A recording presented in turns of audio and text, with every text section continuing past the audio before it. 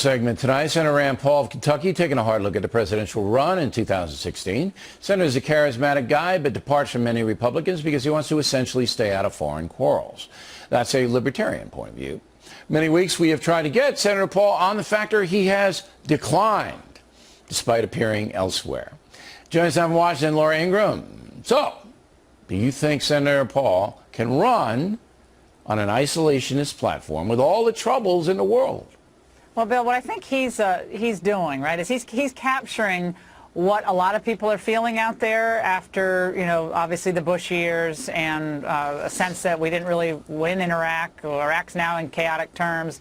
You can talk about who's responsible for that, and Obama, didn't finish the job and all that. But just the way the American people feel, he's probably closer, and he is closer in every poll with the way they feel about getting involved militarily in Syria, in Ukraine, in Iraq, than I think, let's say, John McCain or Lindsey Graham are. Yeah, he's a lot closer. There's no sense to the polls reflect, but that's starting to change now with the growing danger of the ISIS army that we saw there, of Iran flim-flamming everybody over nukes. I don't think so. I do. Don't think I think it's starting to change. Bill, I think if the Republicans run in 2016 on the George Bush kind of approach to foreign policy, we're going to have a much more muscular, forward-leaning foreign policy that people read as a lot more wars, military intervention. We're going to spend a lot more money overseas.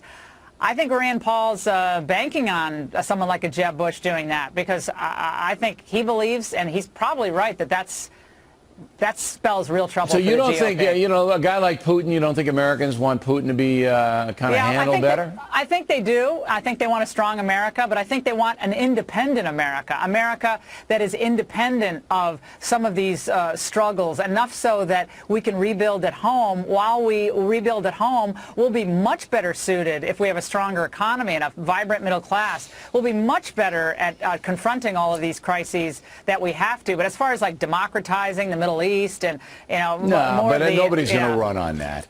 They're going to run.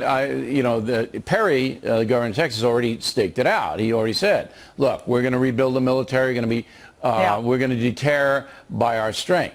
Now, Paul, by far and away, the most dangerous situation is Iran. Because just today, the grand leader, the Ayatollah, whoever, said we got to destroy Israel, and they're building a nuke. So there he is. I mean, this guy is off the chart. Right, so everybody pays attention knows that Iran really the biggest threat. Here's Rand Paul on Iran. Go. Do you think the United States could live with a nuclear-armed Iran? I think it's a mistake for them to get nuclear weapons, and we should do everything Clearly, possible. everybody agrees with that. But if they cross the threshold, is it something we could live with? Could we contain it? I think it's not a good idea to announce that in advance. Should I announce to Iran, well, we don't want you to, but we'll live with it? No, that's a dumb idea to say that you're going to live with it. However, the opposite's a dumb idea too. All right, so you can't pin him down. He's not going to say. Yeah.